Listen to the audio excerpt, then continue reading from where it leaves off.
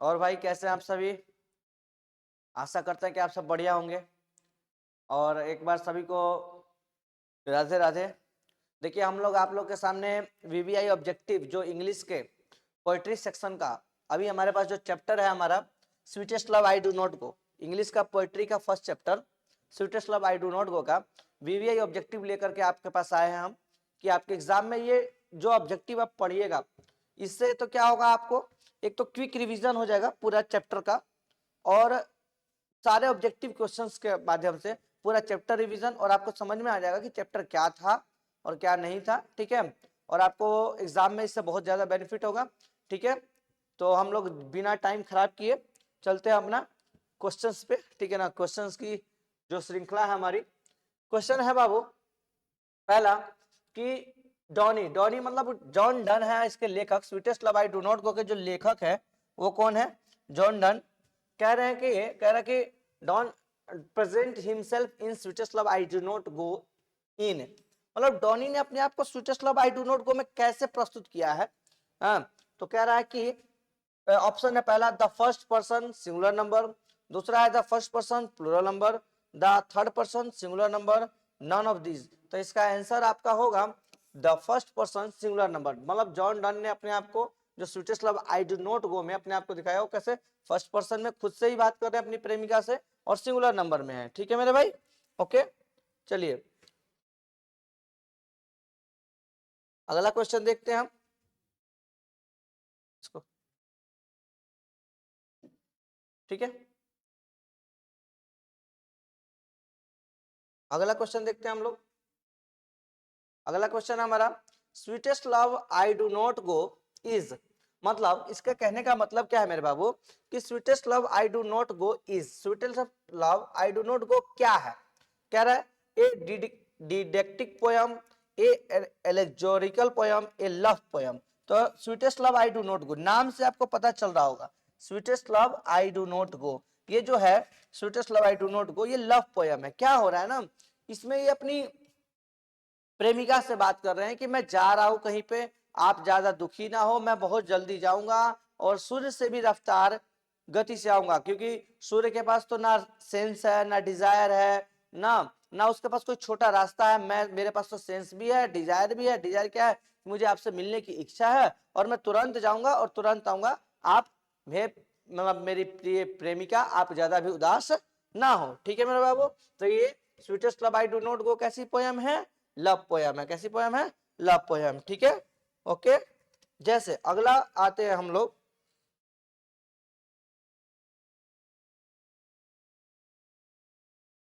जैसे हम अगले पे आते हैं।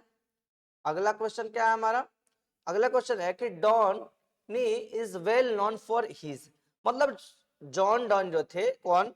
लेखक sweetest love I do not go के वो किसके लिए जाने जाते थे?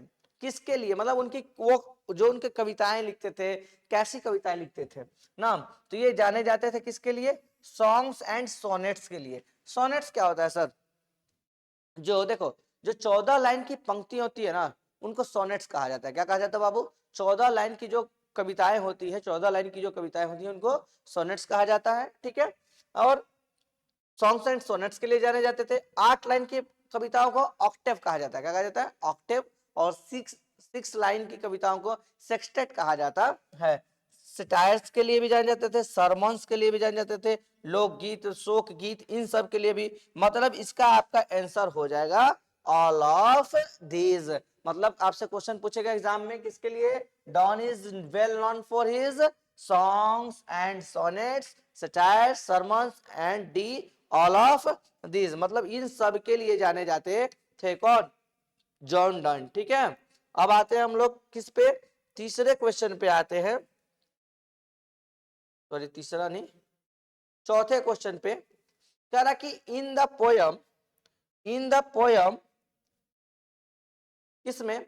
इन the poem sweetest love I do not go, मतलब poem sweetest love I do not go die, ये जो डाई जो लिखा है ना मेरे भाई, ये जो डाई लिखा है ओल्ड इंग्लिश का वर्ड है। किसका है? ओल्ड इंग्लिश का वर्ड है। मतलब ये डाई किसको stand for? Die stand for, मतलब ये डाई किसको रिप्रेजेंट कर रहा है इसमें ना, तो मॉडर्न इंग्लिश में किसको रिप्रेजेंट कर रहा है? ये टू डाई को। टू डाई मतलब मरना, ना। ठीक है मेरे भाई, ओके। आगे जब हम चलते हैं अगली कहानी अपनी, क्वेश्चन नंबर 5 पे जब आते हैं हम लोग, क्वेश्चन नंबर 5 कहता है हमारा कि sweetest love I do not go may be compared with the Shakespeare. मतलब ये चार चार जो है कृतियां दी गई हैं, चार वर्क्स दिए गए हैं किसके, अलग अलग राइटरों के। कह रहा है कि sweetest love I do not go may be compared किसके साथ, sweetest love I do not go के को शेक्सपियर के किस कहानी कविता के साथ, किस मतलब वर्क्स के साथ, किस कृति के साथ इसको जोड़ के तुलना किया जा सकता है। पहला ऑप्शन है ऑल द वर्ल्ड्स स्टेज और the marriage of true minds, blow blow the winter wind, और चौथा है नन ऑफ दीज। तो आपका मेरे भाई इसका आंसर होगा, क्या होगा आंसर आपका, the marriage of true minds. क्या होगा इसका answer, the marriage of true minds. ठीक है मेरे भाई, ओके। चलिए देखते हैं आगे।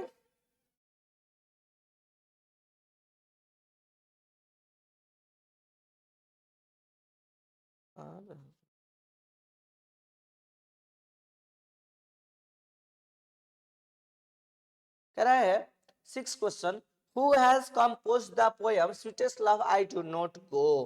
कह रहा है कि sweetest love I do not गो जो कविता है उसको किसने लिखा है, किसने रचना किया है, कंपोज किया है। कंपोज करना मतलब देखो क्या होता है ना, बच्चों को दिक्कत, बच्चों को क्वेश्चन ही समझ में नहीं आता है। कंपोज, कंपोज मतलब रचना करने वाला। Sweetest love I do not go को रचना किसने किया, sweetest love I do not गो की रचना किसने की, तो किसने की, जॉन डन ने। किसने, जॉन डन ने की sweetest love I do not गो की जो लिखा था, जो इन्होंने इसको रचना किया था, किसने किया था, जॉन डन ने किया था। ठीक है,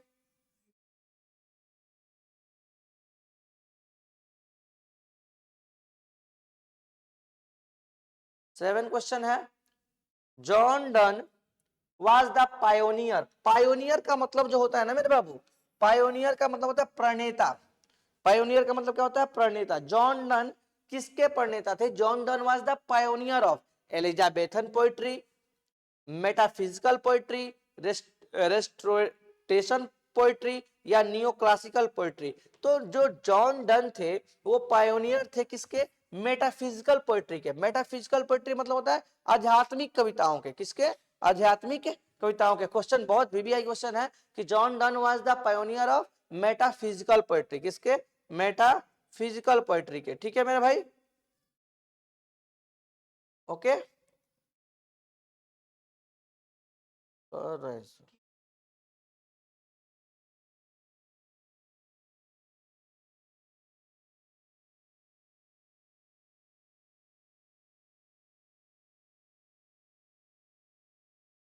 देखिए आठवां क्वेश्चन है हमारे पास, sweetest love I do not go is the, क्या, sweetest love I do not go क्या है। क्वेश्चन कर रहा है कि sweetest love I do not go क्या है इसमें। ठीक है, सोनेट है। सोनेट किसको कहते हैं, 14 लाइन की जो कविताएं होती है उनको सोनेट कहा जाता है। ऑड क्या होता है सर, ऑड टू ऑटम में ऑड है। ये क्या है, जो sweetest love I do not गो है आपका क्या है मेरे भाई, वो लिरिक है। क्या है वो, लिरिक। क्या है, लिरिक है। Sweetest love I do not go क्या है, लिरिक है। ठीक है, चलिए अगला क्वेश्चन बढ़ते हैं आगे हम। अगला क्वेश्चन क्या है हमारा, अगला क्वेश्चन है मेरे भाई कि sweetest love I do not go has been address to. मतलब एड्रेस माने होता है संबोधित करना। एड्रेस मतलब क्या होता है, संबोधित करना। मतलब sweetest love I do not गो जो पोयम है वो किसको एड्रेस कर रही है, किसको संबोधित कर रही है ना, तो किसको कर रही है भाई, डॉनिस सिस्टर, मतलब सिस्टर को नहीं, डॉनिस मदर नहीं जी नहीं, डॉनिस फ्रेंड ना जी ना। ये जो कविता है वो किसको कर रही है, डॉनिस वाइफ। ये जो कविता है वो किसको रिप्रेजेंट हो रही है, किसको प्रस्तुत है, किसको एड्रेस्ड है, तो जॉन डन जो है उनकी पत्नी को, जो उनकी प्रेमिका के रूप में है उनको। ठीक है मेरे भाई, आगे बढ़ते हैं क्वेश्चन नंबर 10 पर। क्वेश्चन नंबर 10 क्या कह रहा है कि the occasion of the poem, question number 10 है the occasion of the poem sweetest love I do not go is turns मतलब ये जो sweetest love I do not go poem लिखी गई वो किस अवसर पर, ओकेजन, ओकेजन मतलब अवसर, किस अवसर पर लिखी गई ना, तो क्या था आंसर आपका एक कॉन्टिनेंटल ट्रिप। जॉन डन जो थे, जो हमारे मेटाफिजिकल पोएट भी कहा जाता है उनको को, वो जो थे वो कॉन्टिनेंटल महाद्वीपीय यात्रा पर जा रहे थे, ट्रिप पर जा रहे थे, तब ये कविता लिखी गई थी। ठीक है, तब का ये व्याख्यान था। ठीक है मेरे भाई, अगला क्वेश्चन पे आते हैं। क्वेश्चन नंबर किस पे, 11 नंबर देखते हैं। John Donne has retain the poem, इन्होंने, आप देखो ऐसे भी क्वेश्चन आएंगे आपके, मतलब कि जॉन डन ने कौन सी कविता लिखी, सॉन्ग ऑफ माई सेल्फ तो वाल्ट विटमैन ने लिखी, एंड इपिटाफ वाल्टर डे ला मारे ना, और sweetest love I do not गो, ये एक वाली कविता लिखी इन्होंने, किसने, जॉन डन ने। सोल्जर को किसने लिखा, रूपर्ट ब्रुक ने लिखा, किसने लिखा, रूपर्ट ब्रुक सोल्जर। देखो song of myself Walt Whitman, an epitaph Walter de la Mare, sweetest love I do not go को किसने लिखा, तो जॉन डन ने लिखा, और द सोल्जर को किसने लिखा, रूपर्ट ब्रुक ने लिखा। ठीक है, क्लियर होगा, ठीक है ना, ओके। आगे बढ़ते हैं 12 नंबर क्वेश्चन। 12 नंबर क्वेश्चन क्या है, the poet in sweetest love I do not, the poet in sweetest love I do not go is dash his beloved.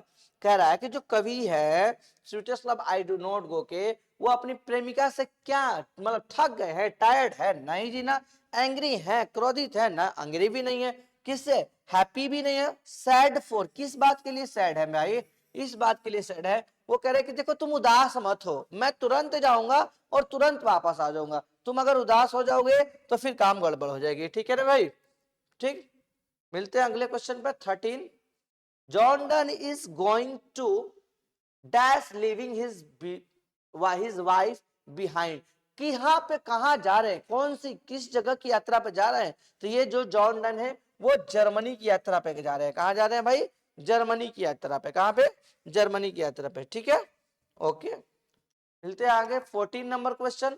14 number question है कि John done thinks that that is certain, John Donne सोचते हैं कि क्या निश्चित है, कौन सी चीज, वो अपनी प्रेमिका से कहते हैं कि देखो भाई हम जा रहे हैं, मुझे दुखी करके मत जाने दो, मुझे अच्छे से विदा करो, क्यों, क्योंकि मुझे मालूम है कि डेथ इज सर्टेन, क्या, जो मृत्यु है ना वो निश्चित है, ये तो आनी है, मैं अपने अनुभवों को जीना चाहता हूं। ठीक है, अगला 15 नंबर क्वेश्चन क्या है आपका, John Donne wants to go away because he is not tired on his, अच्छा कह रहा है कि John Donne wants to go away, John Donne जाना चाहते थे दूर, बिकॉज क्यों, क्योंकि he is not tired on his, किससे, वो अपनी मदर से नहीं थे थके हुए, फादर से, सिस्टर से, किससे, बिलव्ड से, प्रेमिका की बात हो रही है पूरे चैप्टर में, और चैप्टर लव पोयम है। ठीक है, इसलिए वो उससे किससे नहीं थके हुए थे, बिलव्ड से। ठीक है मेरे भाई, तब तक आज के लिए इतना ही, फिर मिलते हैं अगली ऐसी एक नई वीडियो लेकर के, तब तक के लिए सभी को राधे राधे, और जो भी कोई दिक्कत हो आप कमेंट में जरूर बताइएगा कि सर ऐसे हो सकता है ऐसे। ठीक है, तब तक के लिए सभी को जय हिंद, राधे राधे।